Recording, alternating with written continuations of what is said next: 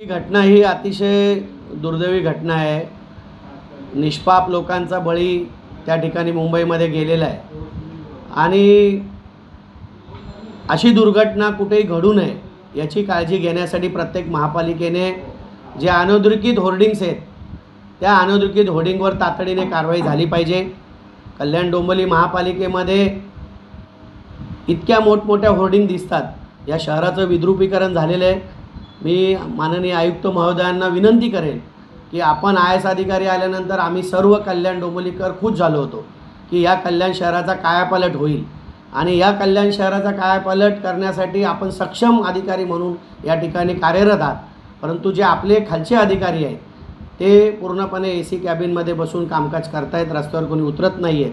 आणि आज जर आपण रस्त्यावर पाहिलं तर ज्या होर्डिंगची नियमावली नगरविकास खात्याने 2022 साली बनवली होती त्याचं पूर्णपणे उल्लंघन करून 90% जवळजवळ अनधिकृत ज्या होर्डिंग्स आहेत त्या कल्याण शहरामध्ये लागलेल्या आहेत। याच्यानंतर कल्याण डोंबिवलीमध्ये जे मुंबईमध्ये घडलं ते घडू नये याच्यासाठी तात्काळ काल मुख्यमंत्री साहेबांनी आदेश दिलेले आहेत की तात्काळ ज्या जागेंचे सर्वेक्षण करून त्या कुणाच्या आहेत, किती अनधिकृत आहेत, त्याचं स्ट्रक्चर ऑडिट झालं पाहिजे, अशा प्रकारच्या सूचनासुद्धा दिलेल्या आहेत आणि तात्काळ याच्यावर कारवाई करून या शहराचं विद्रुपीकरण थांबवावं हीच हात जोडून आम्ही आयुक्त महोदयांना विनंती करतोय। माननीय आयुक्त महोदय, कल्याण डोंबिवली महापालिका डॉक्टर इंदुराणी जाखड मॅडम यांनी मागील आठवड्यामध्येच कल्याण डोंबिवली महापालिकेच्या हद्दीमध्ये सध्या अस्तित्वात असणाऱ्या सर्व अधिकृत होर्डिंगचे स्ट्रक्चरल ऑडिट करून घेणं आणि त्याच्या संरक्षण आणि सुरक्षेच्या बाबतीमध्ये योग्य ती उपाययोजना करण्यासंदर्भात संबंधित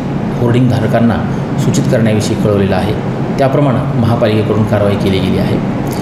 मुद्दा क्रमांक 2 जो अनधिकृत होर्डिंगच्या बाबतीमध्ये आपला प्रश्न आहे त्यानुसार अनधिकृत होर्डिंग हे ज्या प्रभागामध्ये आहे त्या प्रभाग अधिकाऱ्यांना आम्ही ज्या अधिकृत होर्डिंगची यादी आहे ती दिलेली आहे आणि अनधिकृत होर्डिंगच्या बाबतीमध्ये त्यांनी कारवाई करण्याविषयी सूचित करण्यात आलेलं आहे। या बाबतीमध्ये माननीय आयुक्त महोदय यांनीही स्वतंत्रपणे निर्देश दिलेले आहेत। येत्या काही दिवसामध्ये जे अधिकृत होर्डिंग्स आहेत त्याचं ऑडिट, स्ट्रक्चरल ऑडिट या कार्यालयाकडे प्राप्त होईल आणि जे अनधिकृत होर्डिंग्ज आहेत ते निष्कासनाची कारवाई त्वरित सुरू करण्यात येईल। जो मुंबईचा प्रकार घडला हा अत्यंत दुर्दैवी आहे। खरं तर ह्या अशा होर्डिंग्स किंवा इतर ज्या मालमत्ता महापालिकेच्या मालमत्ता विभागाने इथे लक्ष घालायला पाहिजे। त्यांचं स्ट्रक्चरल ऑडिटर झालं आहे का नाही ते बघायला पाहिजे। त्यांचं स्वतः मालमत्ताचे जे अधिकारी आहेत या विभागाचे अधिकारी आहेत त्यांनी जाऊन ते चेक करायला पाहिजे। कारण कसं माहिती आहे का, ही नैसर्गिक आपत्ती म्हणता येणार नाही, ही मानवनिर्मित आपत्ती। जरी ते वारा आला, पाऊस आला, पण म्हणून त्याच्यात होर्डिंग का पडायला पाहिजे। म्हणजे याचा अर्थ कुठेतरी कोणाचं तरी अधिकाऱ्याचं दुर्लक्ष झालेलं आहे आणि कल्याणमध्ये हे असं घडू नये हे आपल्याला मनोमन वाटतं। कारण शेवटी कल्याण हे आपलं शहर आहे। मुंबईमध्ये झालं आपण त्याचं काय समर्थन करत नाही, परंतु ते फार चुकीचं झालेलं आहे। त्याच्यावरती जे त्या गोष्टी जबाबदार असतील त्यांच्यावरती कारवाई करण्याचं माननीय मुख्यमंत्री साहेबांनी कालच आश्वासन दिलेलं आहे। त्यांनी स्वतः तिथे पाहणी केली होती।